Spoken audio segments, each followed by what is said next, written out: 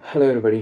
இப்போ நம்ம இங்கே எதுக்கு வந்திருக்கோம், இந்த பதிவை ஏன் பார்க்க வந்திருக்கோம் அப்படின்னா, ஒரு சில தாவேக்காவை சேர்ந்த நம் நண்பர்கள் வந்து ஒரு நீதியரசருக்கு சொன்ன அவர் பாஸ் பண்ண ஆர்டரை கேளிக்கையா எப்படி அவர் கமெண்ட் பாஸ் பண்ணுறாரு எப்படின்னா, ஜஸ்ட் லைக் தட் ஒரு எதிர்க்கட்சி தலைவரை பேசுகிறதோ, தரைக்குறைவான வார்த்தைகளை பயன்படுத்தி ஒரு நல்ல தலைவரை திட்டுறதோ, இந்த மாதிரி நினச்சிட்டு போலீஸ்காரங்களை அதாவது காவல்துறையினர்களை திட்டுவது, அவங்கள மாதிரி நீதித்துறையும் நம்மளால் ஒருத்தர் என்ன பண்ணிட்டாரு, அதுக்கான எவிடன்ஸை தேடிட்டு இருக்கேன். கண்டிப்பாக கிடச்சதுன்னா உங்களுக்கு நான் ஷேர் பண்ணுறேன். என்ன என்ன மேட்டர்னா, இந்த ஆர்டர் பாஸ் பண்ணி சில ரெஸ்ட்ரிக்ஷன்ஸோடு போட்டிருக்காங்க. அந்த ரெஸ்ட்ரிக்ஷன்ஸ் என்ன சொல்லியிருக்காரு நம்மால்,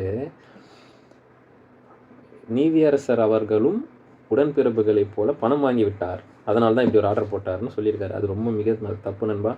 இது வந்து எந்தளவுக்கு உண்மைன்றதை விட, இது போய் சீக்கிரம் சேர்ந்துருச்சுன்னா நீதித்துறை மேலே தவறான அபிப்பிராயம் இளைஞர்கள் மத்தியில் வந்துடும். அப்புறம் அவங்களுக்கு நடக்கிற பிரச்சனையை கேட்கவே அவங்களே பயந்துட்டு வரமாட்டாங்க. இதன் காரணமாக இது என்னை ட்ரிகர் பண்ணிடுச்சு, ரொம்ப ட்ரிகர் பண்ணிடுச்சு பர்சனலி. ஒரு நீதி அரசர் கொடுத்த ஆர்டரை கோர்ட்டோட ட்ரையலையோ அவங்களோட ஆர்டர்ஸையோ விமர்சனம் பண்ணுறதுக்கு எந்த இடத்துலையுமே உங்களுக்கு அதிகாரமே கிடையாது. அந்த விதமாக தான் இப்போ என்னென்னா, உங்களை குழப்புறாங்க, இளைஞர்களை லிட்ரலி குழப்புறாங்க. அந்த குழப்பத்துலேருந்து நீங்கள் வெளியே வரணும். அதன் காரணமாக தான் நம்ம இப்போ இதை எடுத்துருக்கோம் கையில். இதில் தாவேக்கா சைட்லேயே ஒரு டைம் டேபிள் ப்ரொடியூஸ் பண்ணியிருக்காங்க கோர்ட்டு முன்னாடி, நீதிமன்றத்துக்கு முன்னாடி.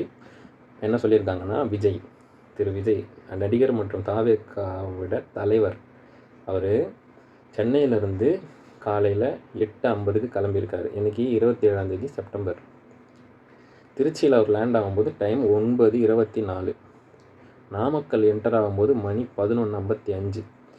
கேம்பெயின் பிளேஸ் பிரச்சாரம் பண்ணுற இடத்துக்கு வரும்போது அந்த நேரம் வந்து 2:35. எந்த அளவுக்கு பொறுமையாக வந்திருக்குன்னா, அப்போ அந்த சாலையோட நிலைமை நீங்கள் பார்த்துக்கோங்க. குண்டுக்குழியை பற்றி பேசலை, இந்த போக்குவரத்து நகர்வு எவ்வளோ ஸ்லோவாக இருந்திருக்குன்னு பாருங்கள். அவ்வளோ கூட்டம் வந்திருக்கு, அவ்வளோ பேர் நடுவில் போய் டிஸ்டர்ப் பண்ணியிருக்கீங்க அவர் அந்த இடத்த ரீச் பண்ணுறதுக்கு. ஸ்பீச் டைம் அங்கே நாமக்கல் அவர் பேசின நேரம் மதியம் 2:35 2:55 வரையும். நாமக்கல்லை விட்டு அவர் வெளியே வரும்போது நேரம் 2:58. அவர் நாமக்கல்லை விட்டு வெளியே போய் கரூர் என்டர் ஆகும்போது டைம் வந்து 4:30, சாயந்தரம் 4:30 மணிக்கு. இப்போது அவங்க இதுக்கு முன்னாடி இந்த ரிட்டு வந்து ஹைகோர்ட் ஆஃப் மெட்ராஸில் ஃபைல் பண்ணுறாங்க. இதுக்கு முன்னாடி ஒரு ரிட்டு போட்டிருக்காங்க. எங்கன்னா நம்ம மதுரை பெஞ்சில். என்ன அப்படின்னா, சிபிசிஐடி விசாரணை வைக்கணும் அப்படின்னு சொல்லி, at the same time compensation கொடுக்கணும்னு சொல்லி ஒரு கேஸ் போட்டிருக்காங்க. அது எப்படி டிக்ளைன் பண்ணியிருக்காங்கன்னு பாருங்கள். அதை வந்து மெட்ராஸ் ஹைகோர்ட்டு மதுரை பெஞ்ச் வந்து டிக்ளைன் பண்ணிடுச்சு. என்னென்னா, இன்வெஸ்டிகேஷன் ஆரம்பித்து திருப்திகரமாக இல்லை அப்படின்னா தான் சிபிசிஐடி சிபிஐக்கெலாம் வந்து நீங்கள் கொண்டு போகணும் வழக்கை, மீன்ஸ் இந்த விசாரணையை. நீங்கள் இன்னும் இன்வெஸ்டிகேஷனே ஸ்டார்ட் பண்ணல, அதுக்குள்ளே நீங்கள் வந்து சிபிசிஐடி விசாரணை வேணும்னா நாங்கள் தர முடியாதுன்னு தள்ளுபடி பண்ணிடுறாங்க. அது விட்டுருவோம். அது ஒன்று. அடுத்து, இந்த சம்பவத்துக்கு முதல் காரணமாக அமைஞ்சது என்னன்றதை நம்ம பார்க்க போகிறோம். இப்போ என்னென்னா, 9/9/2025 செப்டம்பர் 9 தாவேக்கா சைட்லேருந்து என்ன லெட்டர் கொடுத்துருக்காங்க, என்ன கொடுத்துருக்காங்கன்னா, 13 டிசம்பர் அன்றைக்கி நாங்கள் சேலம், அடுத்து நாமக்கல், அடுத்து கரூருக்கு வரதா சொல்லியிருக்காங்க. அந்த லெட்டரில் 13 டிசம்பர்னு மென்ஷன் ஆகிருக்கு. அதுக்கப்புறம் அதிலேருந்து ஒரு 6 நாள் கழிச்சு 15/9 அன்றைக்கி என்ன சொல்லியிருக்காங்கன்னா, டைமிங் வந்து ஈவினிங் 5 மணிலேருந்து நைட்டு 10 மணி வரைக்கும். ஏன்னா அதுக்கு மேலே அலவுட் கிடையாது, 10 மணி வரைக்கும் அப்படின்னு. அதுவும் டேட் மாறாமல் 13 டிசம்பர் அப்படின்னு சொல்லியிருக்காங்க. அதுக்கு அப்புறமா ஒரு கம்யூனிகேஷன் வந்திருக்கு, லெட்டர் வந்திருக்கு. 23 செப்டம்பர் அன்றைக்கி என்ன வந்திருக்குன்னா, எஸ்பி ஆஃப் கரூரோட எஸ்பிக்கு என்ன மீட்டிங் டேட் என்ன ஃபிக்ஸ் பண்ணியிருக்காங்கன்னா, 27/9, அதாவது சம்பவம் நடந்த அன்றைக்கி டேட் ஃபிக்ஸ் பண்ணியிருக்காங்க. என்ன டைமிங்னு நல்லா நோட் பண்ணிக்கோங்க. 3லேருந்து இரவு 10 வரையும், மதியம் 3 மணிலேருந்து இரவு 10 மணி வரைக்கும். எங்கே அப்படின்னா, கரூர் லைட் ஹவுஸ் ரவுண்ட் ஆனால அப்படின்னு. அதுக்கப்புறம் திருப்பியும் 25 அவங்க ஒன்று கேட்குறாங்க. என்ன கேட்குறாங்கன்னா, ரவுண்டானா, அப்படி இல்லைன்னா உழவர் சந்தை திடலில் 2 நாள் கழிச்சு இதை கேட்குறாங்க. திருப்பியும் அடுத்த நாள், சம்பவம் நடக்கிறதுக்கு முன்னாடி நாள், என்ன திருப்பியும் ஒரு லெட்டர் கொடுக்குறாங்க கரூர் எஸ்பிக்கு. என்னென்னா, கரூர் வேலுசாமிபுரத்தில் எங்களுக்கு பர்மிஷன் வேணும் அப்படின்னு கேட்டது. அவங்க பர்மிஷன் கொடுத்துட்டாங்க. கொடுத்ததுக்கு கீழே 11 கண்டிஷன்ஸ் வச்சுருக்காங்க. அதை நம்ம பார்ப்போம். என்ன கண்டிஷன்? ஃபஸ்ட்டு கண்டிஷன், நிகழ்ச்சி நடத்தும் இடத்தில் உள்ள சென்டர் மீடியன் மீது பேனர்களோ கொடி கட்டுறதோ வைக்கக்கூடாது. அதே மாதிரி சென்டர் மீடியன் மீது ஏறி நிற்கக்கூடாது, தொண்டர்கள் ஏறி நிற்கக்கூடாது. முறையாக கூட்டத்தை நடத்தும் ஏற்பாட்டாளர்கள் கவனித்து கொள்ள வேண்டும். அது முறையாக நடக்குதுன்னா ஆர்கனைசர்ஸ் பார்த்துக்கணும். அடுத்து செகண்ட் பாயிண்ட், நிகழ்ச்சி நடைபெறும் போது தங்களது தொண்டர்கள் பயன்படுத்தி போக்குவரத்து நெரிசல் ஏற்படாத வண்ணம் கூட்டத்தை நடத்த காவல்துறைக்கு ஒத்துழைப்பு தர வேண்டும். அதாவது வண்டியை குறுக்க நடுக்க ஓட்டி போக்குவரத்து நெரிசலை உண்டு பண்ணாமல் அவங்களுக்கு காவல்துறைக்கு சரியான ஒத்துழைப்பு தரணும்னு கேட்டிருக்காங்க. கரெக்டு. வாகனங்கள் நிறுத்தும் இடங்களை முன்கூட்டியே அறிந்து நிகழ்ச்சிக்கு அழைத்து வரும் தொண்டர்களின் வாகனங்களை நிறுத்தும் இடங்களுக்கு முன்கூட்டியே சென்று முறையாக வாகனங்களை நிறுத்தும் இடத்தில் வரிசையாக நிறுத்துவதற்கு நிகழ்ச்சி ஏற்பாட்டாளர்கள் தங்களது நிர்வாகிகள் மூலம் ஏற்பாடு செய்து கொள்ள வேண்டும்.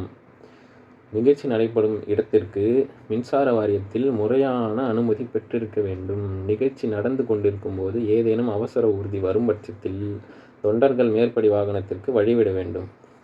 நிகழ்ச்சி நடத்தும் இடத்திற்கு அருகில் வணிக வளாகங்கள் மற்றும் ஐடி நிறுவனங்கள் மற்றும் பொதுமக்கள் அதிகம் வந்து செல்லும் பகுதி என்பதால் மேலும் அதிகப்படியான தொண்டர்கள் கலந்து கொள்வதால் முதல் உதவி சிகிச்சை செய்வதற்கு முன்னேற்பாடுகள் செய்து வைத்திருக்க வேண்டும். ஃபஸ்ட் எய்டு ப்ரிப்பரேஷன் ரெடியாக நீங்கள் வச்சுருக்கணும்னு சொல்லியிருக்காங்க.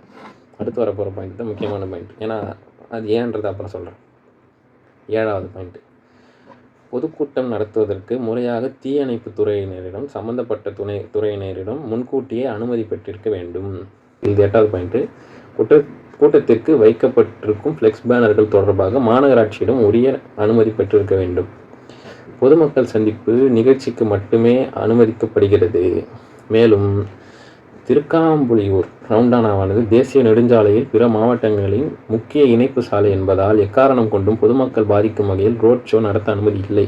அதாவது இந்த திரு விஜய் அவர்கள் வந்த பேருந்து திரும்பிச்சு பார்த்தீங்களா, அதில் நம்ம கூட்டமாக நம்ம பசங்களாம் ஓடி வராங்க. அந்த ஆர்ப்பரிப்பில் நம்ம அண்ணன் பார்க்க போகிறோம் அப்படின்ற ஒரு வேகத்தில் வராங்க. அந்த ரவுண்டானால ரோட் ஷோ நடத்தக்கூடாதுன்னு பேருந்து அது பாட்டுன்னு போயிடுச்சு. இவங்க ஓடுறாங்க பின்னாடி.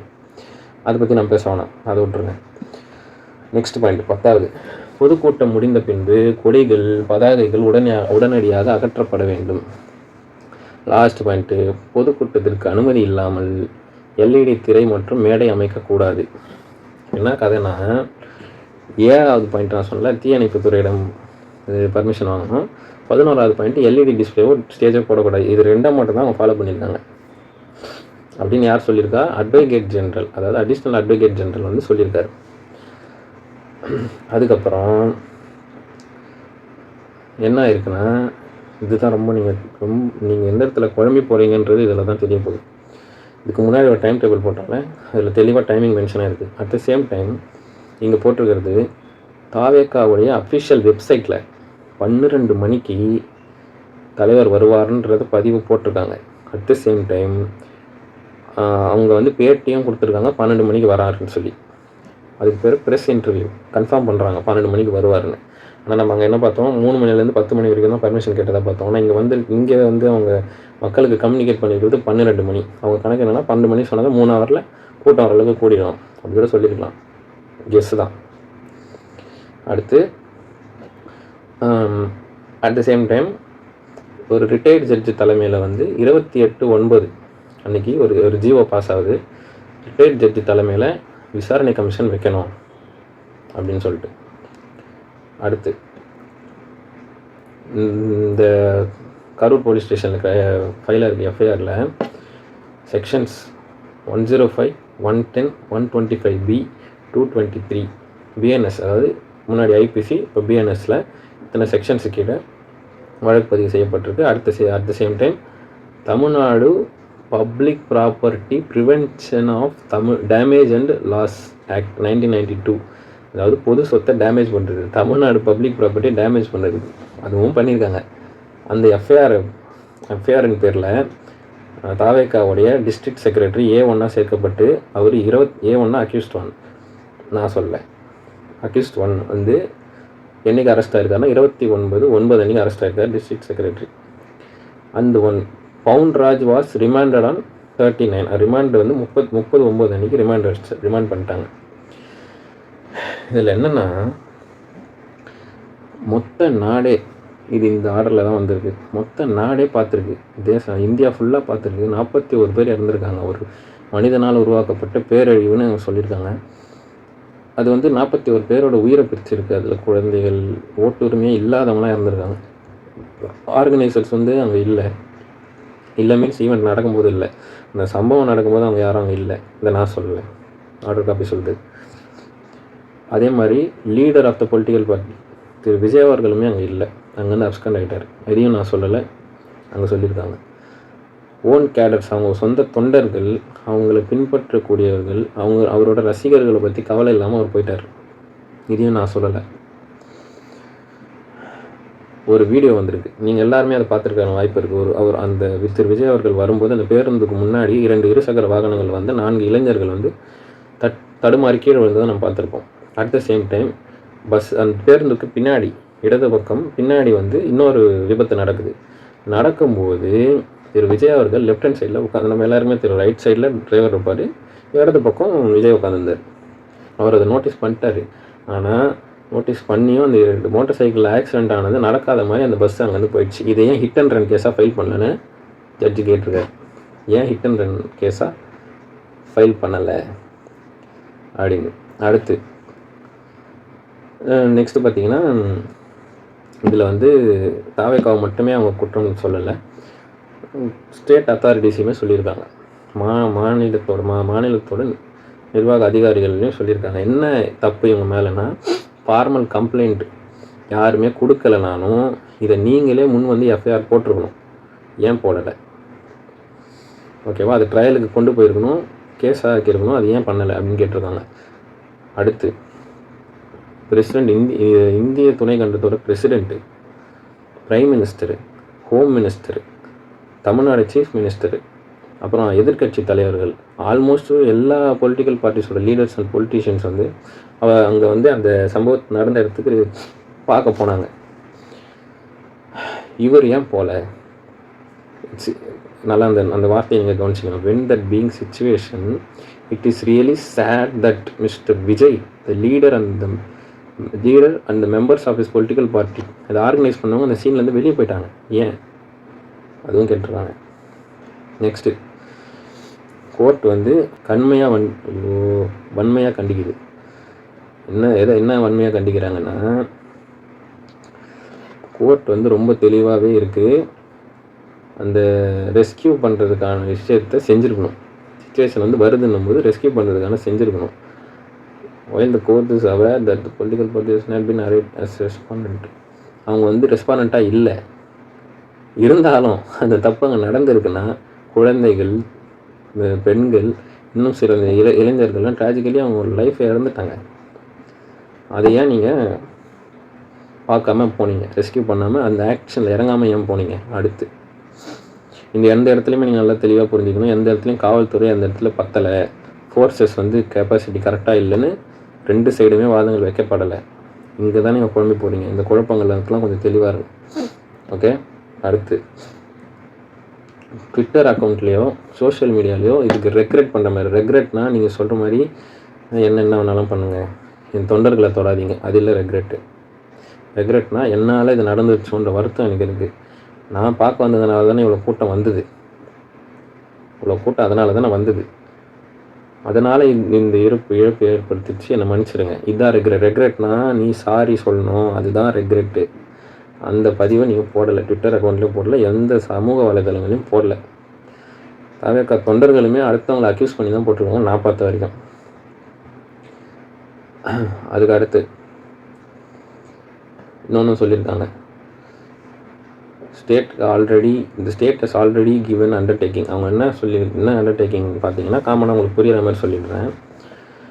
ஸ்டேட் ஆர் நேஷ்னல் ஹைவேஸில் ஸ்டாண்டர்ட் ஆப்ரேட்டிங் ப்ரொசீஜர் கொடுக்குற வரைக்கும் பப்ளிக் பிளேசஸில் எந்தவித அப்ரூவலும் கொடுக்கக்கூடாது. This is also hereby recorded. இதையுமே நாங்கள் இங்கே பதிவு செஞ்சுக்கிறோம் அப்படின்றாங்க. சரிங்களா?